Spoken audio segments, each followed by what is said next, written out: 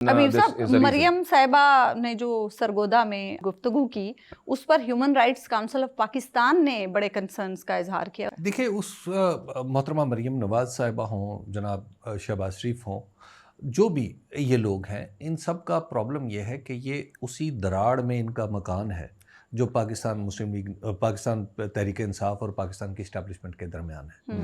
جیسے ہی وہ دراڑ ملے گی تو سب سے پہلی جو زد میں چیز آئے گی وہ ان کا مکان ہوگا. تو اب ایسی صورت میں آپ اور کیا کریں گے؟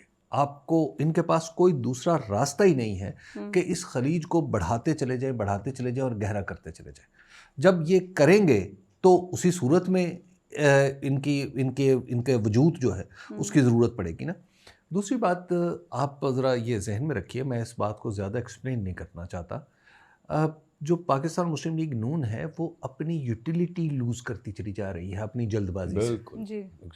جو ان کی یوٹیلیٹی لوز ہو رہی ہے ایکچولی یہ اس کا شاخسانہ ہے کہ وہ ایک دوسرا نیریٹو بنانا چاہتے ہیں. اب وہ 9 مئی کو وہ خدا نخواستہ بھارت کے حملے سے جوڑنا چاہ رہے ہیں. دیکھیے ایک ہوتی ہیں جو روا روی میں جب موقع گرم ہوتا ہے اس وقت کی جانے والی بحث ہے، اور ایک وقت ہوتا ہے جب آپ اس واقعے کو اب 2 سال گزر چکے ہیں اور ان گزرے ہوئے 2 سالوں میں عدالتوں میں جو کچھ ہوا ہے وہ بھی آپ کے سامنے ہے.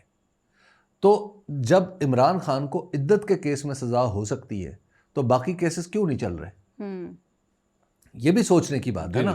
اس کی وجہ یہ ہے کہ آپ کی جو گواہیاں ہیں اس کے اندر وہ گواہیاں بھی تو پیش کریں، اور وہ جس طرح کی گواہیاں ہیں وہ جب ان کے اوپر وہ گواہوں کے اوپر جرا ہوگی تو آپ کو پتہ چلے گا کہ یہ کیا کیا نمونے جو تھے وہ جا کے انہوں نے گواہیاں دی ہوئی ہیں. تو یہ انہیں ساری چیزیں نظر آ رہی ہیں. اگر یہ عدالتوں کا سسٹم چلتا ہے جیسا کہ چلنا شروع ہوا ہے، جیسا کہ نظر آ رہا ہے، تو پھر باقی سارے مقدمات بھی تو آگے بڑھیں گے نا. سپریم کورٹ نے تو باقاعدہ طور پہ عدالتوں کو کہا ہے کہ 4 مہینے کے اندر اندر معاملات طے کریں یہ والے، تو تاکہ یہ اگلے فورمز پہ جائیں. سزا ہونی ہے سزا ہو، نہیں ہونی نہ ہو، جس نے بری ہونا بری ہو جائے. تو صورت حال میں جو اور پھر اتحاد و اتفاق کی جو ضرورت ہے اس کی روشنی میں بھی آپ کو دیکھ رہے ہیں کہ اسٹیبلشمنٹ کے اندر بھی ایک سوچ امکانی طور پر تو موجود ہے نا کہ ہم سب کو اکٹھا ہونا چاہیے. اور اس سوچ کا اظہار فیلڈ مارشل عاصم منیر صاحب نے بھی کیا، یہ کہہ کے کہ جناب میڈیا نے بڑا اچھا رول پلے کیا آج کور کمانڈرز کانفرنس. اچھا اس کے بعد پھر انہوں نے کیا کیا کہ D G I S P R نے بھی یہی کہا. اچھا وہ جو لوگ انڈین چینلز پہ گئے تھے ان میں سے مجھے تو نہیں، میرے علم میں تو سب نے بڑا بہترین دفاع کیا پاکستان میں ہے. Who would do that؟ اچھا ایک بندہ ہے سر کور کمانڈرز کانفرنس میں بھی میڈیا کے کردار کو سراہا گیا، اور میڈیا نے آپ کی فائٹ جو ہے، جو یہ فائٹ آپ کی کیا اور میڈیا کا کردار نہیں تھا اس میں، سوشل میڈیا کا کردار پاکستان کی فائٹ ہے.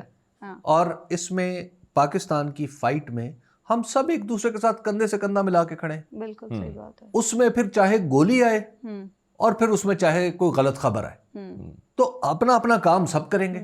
جس کے ہاتھ میں بندوق ہے وہ بندوق چلائے گا، جو خبر کو ریبٹ کر سکتا ہے، جو میڈیا کے نیریٹو کو توڑ سکتا ہے وہ اپنا کام کرے گا.